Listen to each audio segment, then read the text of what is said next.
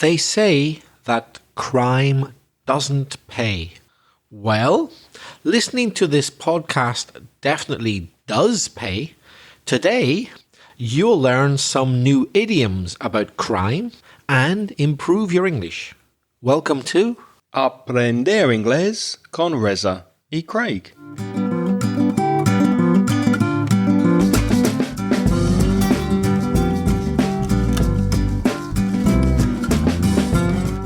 Hi, I'm Reza. And my name's Craig.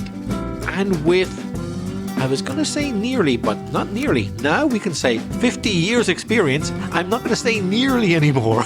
We have 50 years experience. We're dropping the word nearly from our introduction with 50 years, not nearly, but 50-50. With 50 years of teaching between us, we'll help you improve your English and take it to the next level. How are things, Craig? I'm very well, thank you. How are you, my friend? I'm feeling good. I'm feeling quite old, though, now. Because of my outburst about dropping the nearly 50 and just saying 50, I've realised, God, it's because I'm old. I've been teaching a long time because I'm old. Let's just say older than we used to be. Maybe not old, but we're getting there. We're older than we used to be. And I find myself these days watching more TV. And speaking of that, Mamin has a recommendation for a film. Mamin's from Badajoz and she sent us a voice message. Hi Reza, hi Craig. I'm Mamen from Badajoz. Thanks for all your corrections in my last audio message. I'm learning very much with you and I'm going to subscribe to your newsletter. It's great, Reza, that you know different places and villages of Extremadura. I was born in Badajoz city and now I live here, but all Extremadura is very nice. I'm studying English level B1-2 in language school in Badajoz. It's more difficult than the last year, but I need to get certificate for my public exam. Reza, I watched the film Belfast and I remembered you. I love very much the soundtrack. That's all, and thanks so much again. A hug for both of you. Bye-bye.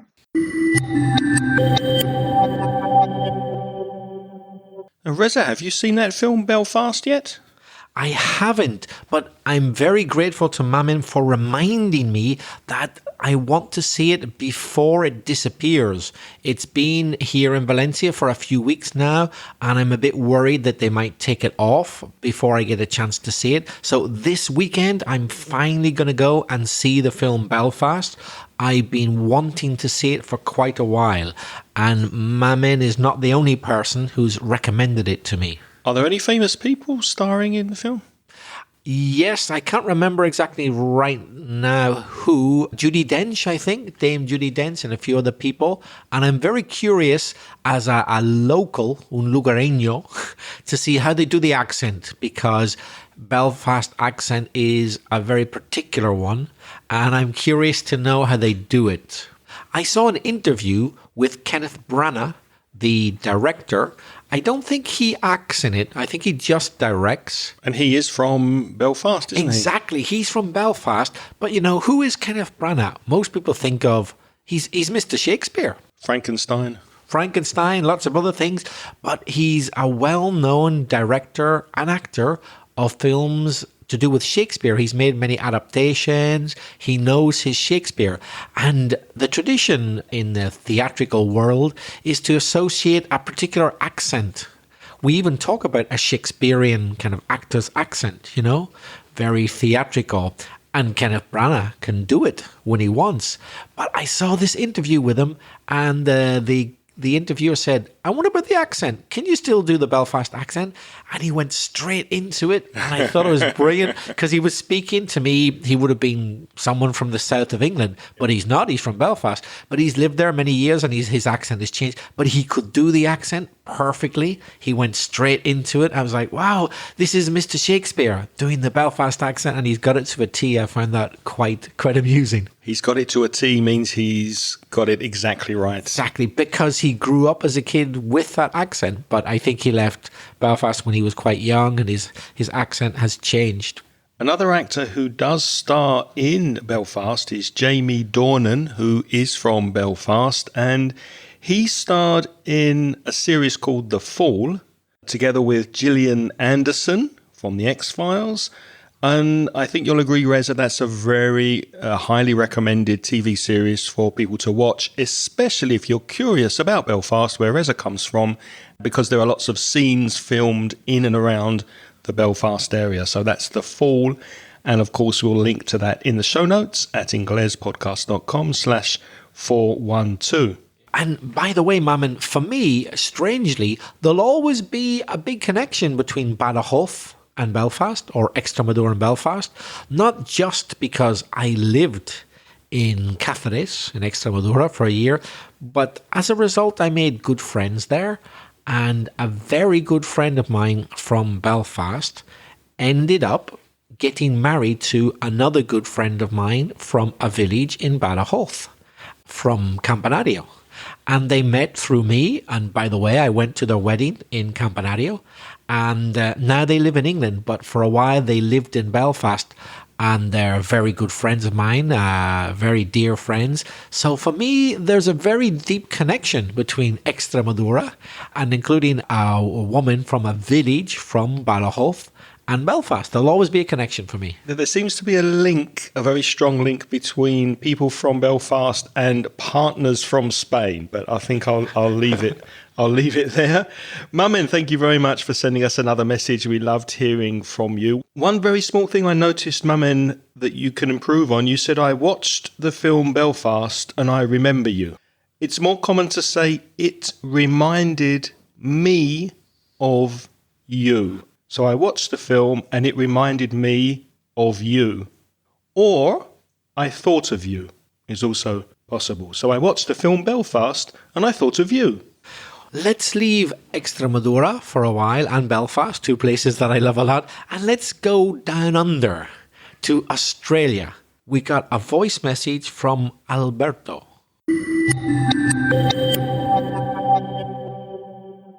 Hello, Reza and Craig. How are you going, guys?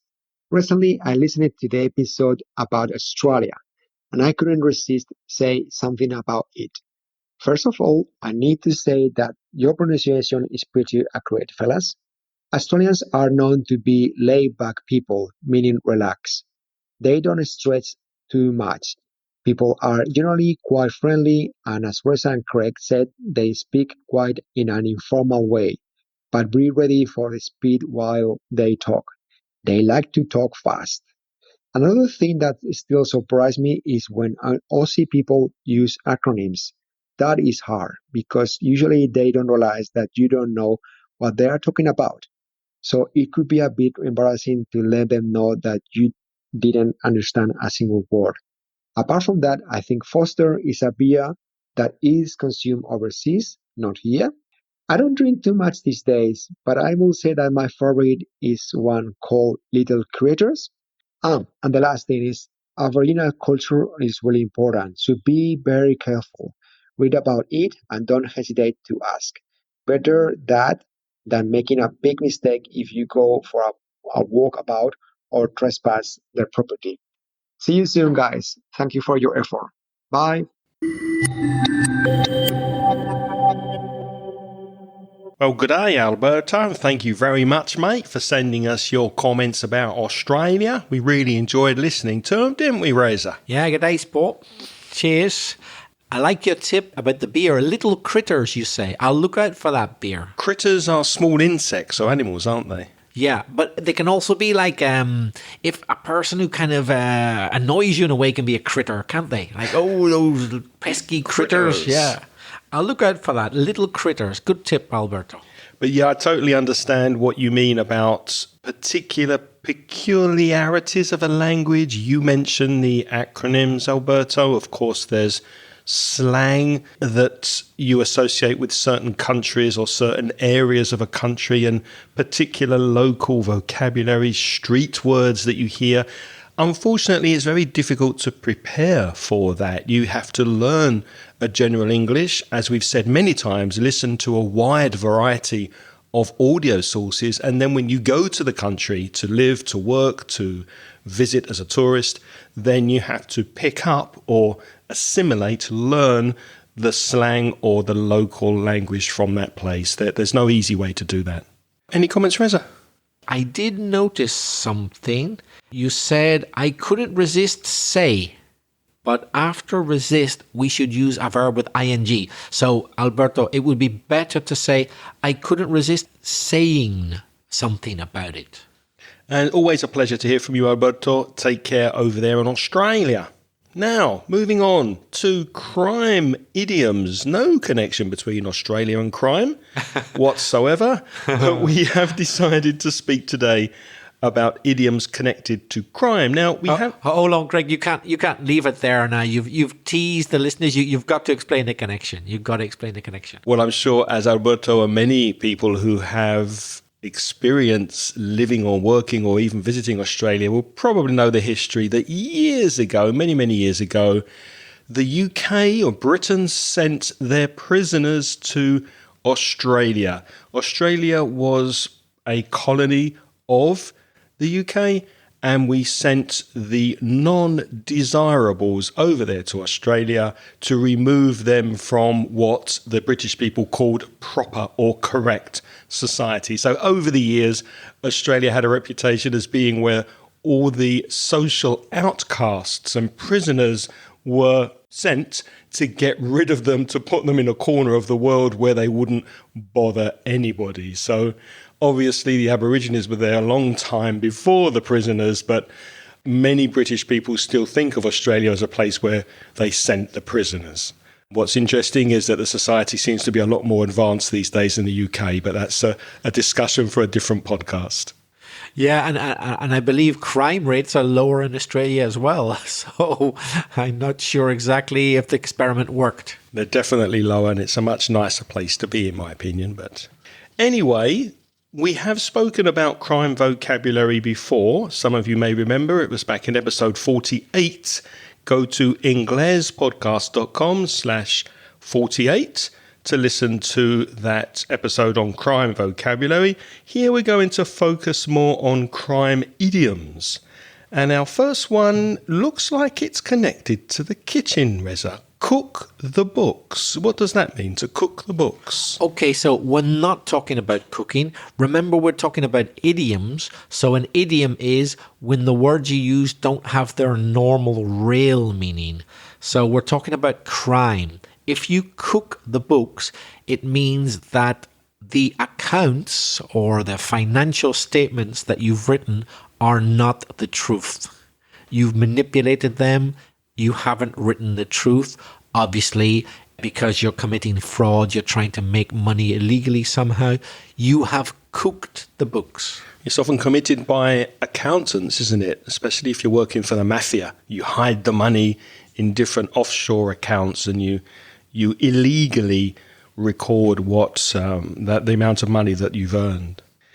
And in a similar way, you can say to pull a fast one. So that's also tricking, but tricking in a more general sense. If you pull a fast one, you get something over on someone. You cheat them. And there's another interesting phrasal verb, to get something over on a person. To cheat them, to trick them, to pull a fast one. If you're a Spanish speaker, it's engañar. Our next expression is an inside job. So what do we mean by that? Do we mean that it's a job that you have to do like in a house? It can't be outside in a garden? No, not necessarily. An inside job means that when there's a crime that has been committed and the people, or at least some of the people involved in the crime, work for the victims of the crime, so to speak. So work for the company or the bank. So let's say robbers rob a bank. How did they do it? How did they get in there without being detected? Well, people who actually work in the bank helped them rob the bank and presumably shared some of the money stolen. So it was an inside job. They had help from people who work in the institution that they have robbed. Our next expression is to cover your tracks. Now, if you go walking in the countryside and you look behind you, there's probably a mark in the ground where you have walked. Those are your tracks. Obviously, when you go walking in the forest or the jungle, you can follow a track, which is a path, a way where you can walk. And if you try to cover these tracks, you're trying to erase or remove where you have been before. Now, if you commit a murder, for example, and you use a gun, one way to cover your tracks is to throw away, get rid of the murder weapon. Put the gun in a river or the sea. Another way, if you kill somebody in a car, a good way to cover your tracks is to clean the blood from the inside of the car. So you're removing any evidence of the crime. So that's to cover your tracks. However, if you can't cover your tracks and you've committed a crime, you may have no choice but to do a runner. If you do a runner, you run away. You don't wait for the police to come. You don't wait to be caught. And they're going to catch you if you stay around. So you do a runner. You escape. You get away from the area. Reza, have you ever eaten in a restaurant and then done a runner? Never in my life. Never. Have you? I'm thinking, I don't think so. If I did, I was 16 or 17 at the time. Maybe I did, but I can't remember. But you know what? You've just reminded me. There was an occasion when I didn't do a runner, but I wish I had. Many occasions for me. Well, I'll tell you why. Because I was on a guided tour on a tour bus. I think it was Segovia, a very nice place.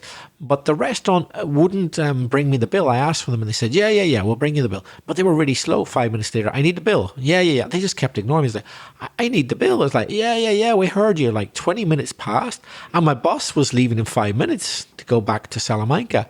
And I should have done a runner. I would just get up and leave. That's what I would do now. But I waited with it and I went over and kind of pleaded with the person at the till. Plead is like beg for them to take my money and let me go, like 20 minutes after I asked for the bill. So that was when I was young and foolish. Now I would do a runner. I would get up and leave. And if they came over to me and said, hey, you got to pay, I'd say, all right, I'll pay you right here and now. Otherwise, I'm going. Why didn't you estimate the bill and just put some money on the table and walk out? And if it was too little, then they would have come after you. I guess so, yeah.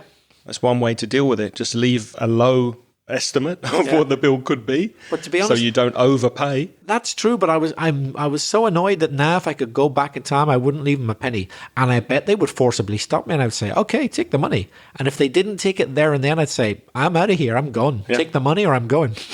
So I wish I'd done a runner, actually, because I got my bus by the skin of my teeth, and in another 20 seconds the bus was going to leave. What does by the skin of my teeth mean? By the skin of my teeth means just about. I nearly missed it, and it was a bus from Segovia to Salamanca, so a very long way back.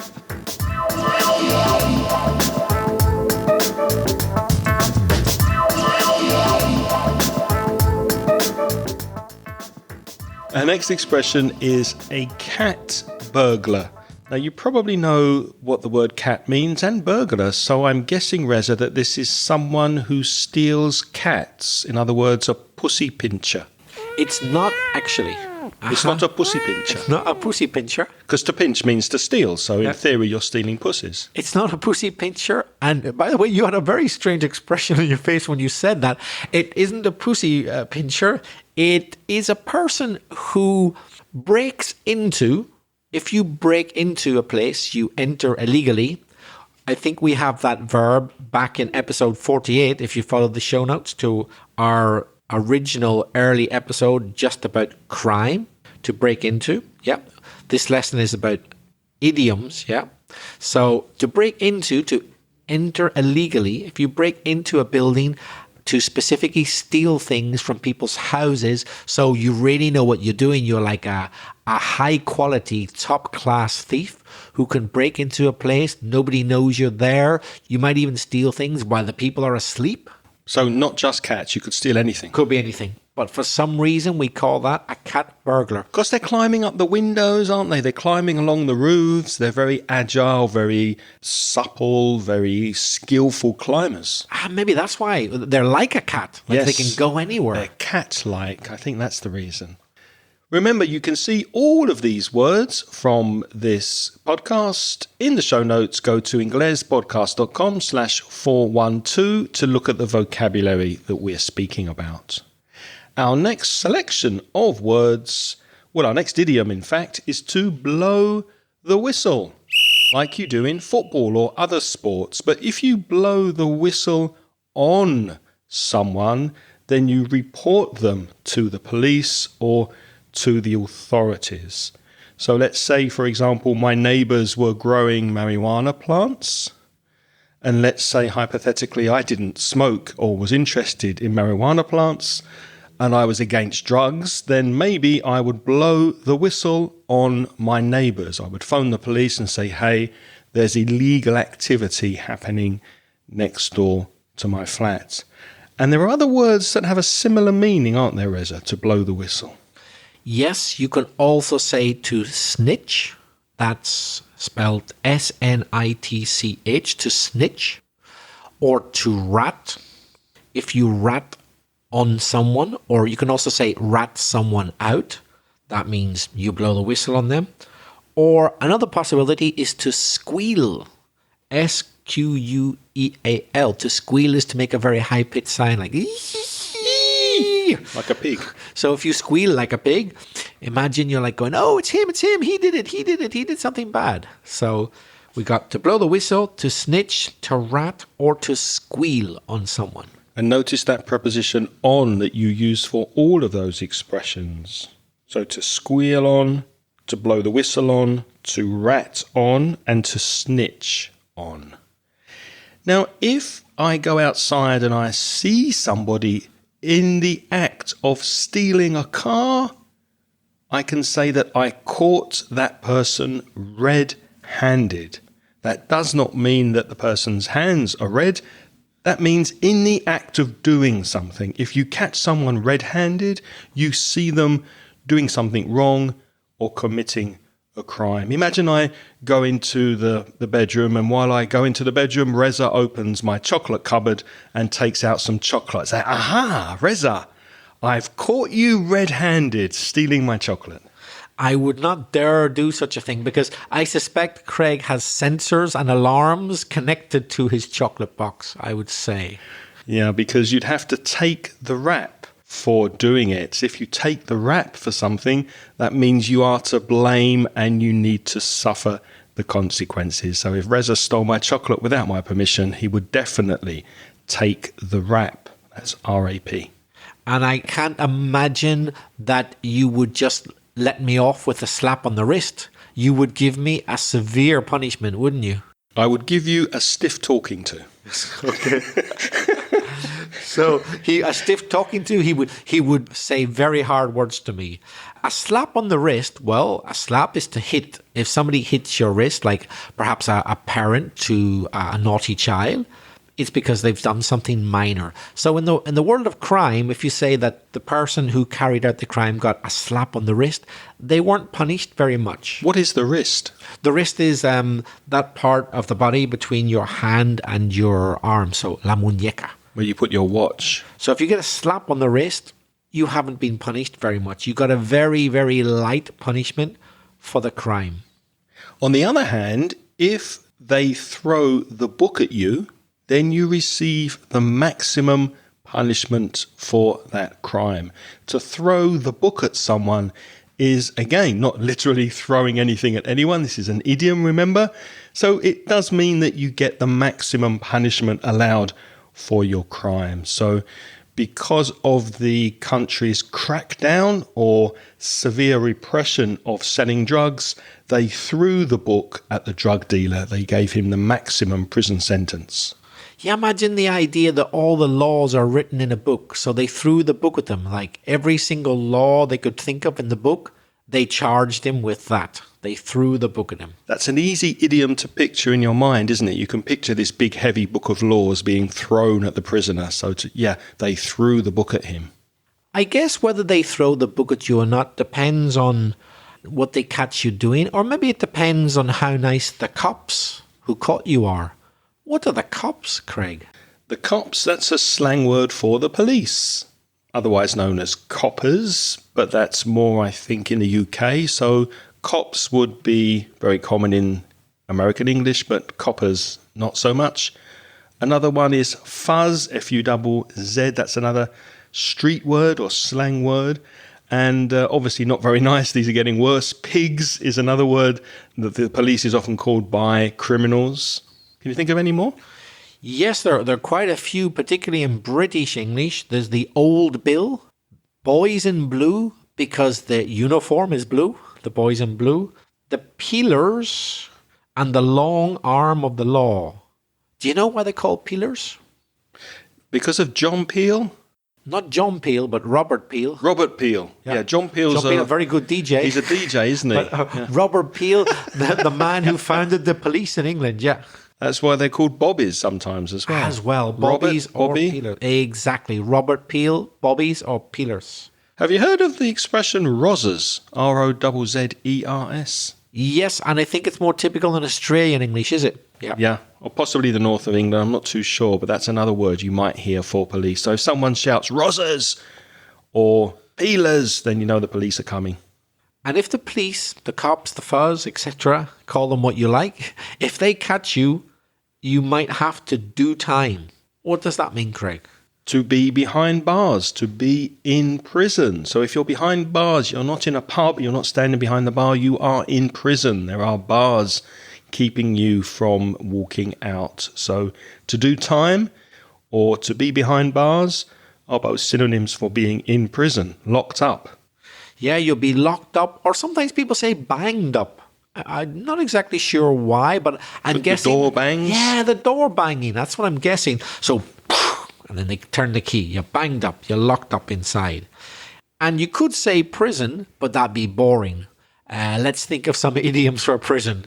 You could say the slammer, S-L-A-M-M-E-R. The clink, I'm not sure where, but I'm going to guess slammer, slamming the door. As we said, bang the door, slam the door. When you close a door forcefully, you slam it. Clink of the keys, possibly in the clink, the keys turning around. In the pen, a pen is a place, an area where they hold animals. So they're like, you're captive like an animal. And the can, like a tin, a can, like a metal container. Slammer, clink, pen, can. They're all synonyms for prison. There's an expression in English, if you can't do the time, don't do the crime. We said before that to do time means to be in prison. That's not an easy, I would imagine that's not an easy place to be. So if you can't do the time, don't do the crime. Don't break the law if you don't accept being in prison after. And people who've been in prison, well, we could call them an ex-convict, but very often it gets shortened to ex-con. So if you're convicted of a crime, you're a convict. And an ex-con is someone who has been convicted of a crime before, so has been in prison. An ex-con. The expression a partner in crime can have a literal meaning and an idiomatic meaning. A partner could obviously be a business partner, somebody you are in business with, and it can also be a romantic partner, somebody who shares your life with you.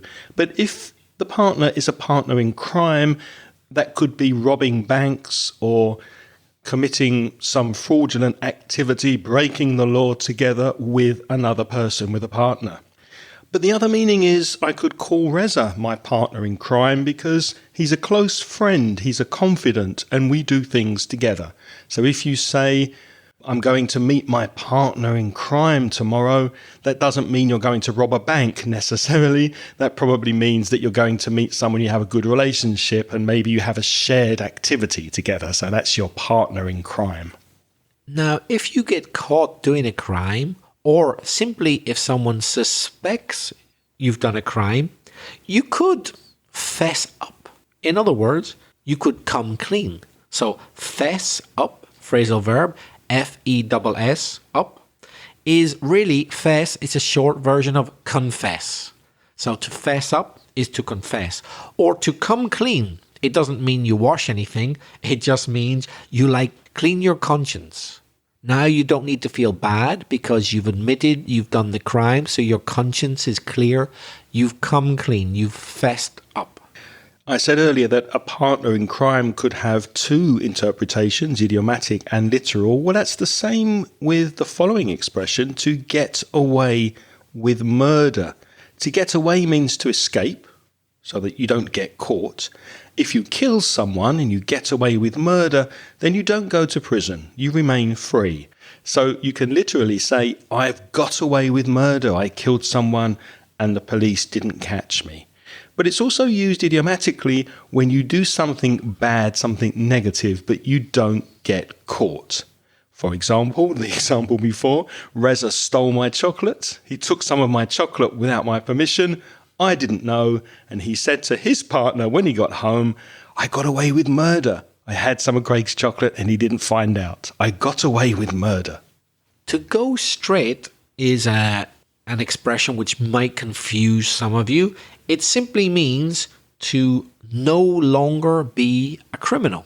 So if you have been a criminal, but you've decided that you're going to leave that life behind you, you don't want to commit any more crimes, you don't want to get into trouble with the law, you don't want to end up in the slammer anymore, then you're going straight. You're following the rules, you're not breaking any laws, you're going straight. Another expression that's quite interesting when it comes to crime is to keep your nose clean. Now, of course, everybody likes clean noses. Reza, you like a clean nose, don't you? But if you keep your nose clean, you don't break the law. You go by the book. We can say by the book, which means you follow the regulations, you follow the laws and traditions of society, and you behave yourself. You do things by the book. You keep your nose clean and you stay out of trouble. In other words, you could also say you're keeping on the straight and narrow. So this is kind of similar to go straight, but to go straight is for an ex-con who stops committing crimes. But to keep on the straight and narrow means follow a straight and narrow path. So narrow is the opposite of wide. So the idea here is that you can easily stray, S-T-R-A-Y, go to one side of the path by committing a crime, metaphorically. So if you keep on the straight and narrow, just keep going in that direction, don't go off to one side. In other words, don't commit any crimes, stay on your path, keep going straight, follow the rules, and you'll be okay.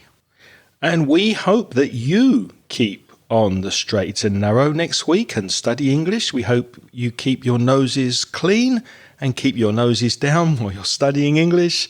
And we hope that you found this podcast useful. If you would like to reach out and get in touch with us, we'd love to hear you practicing your English. Send us a voice message. Go to SpeakPipe, speakpipe.com/Ingles podcast. That is our preferred way to get messages from you. But if you're not quite ready yet to listen to your own voice, Reza, how can people reach us by email? You could write to us.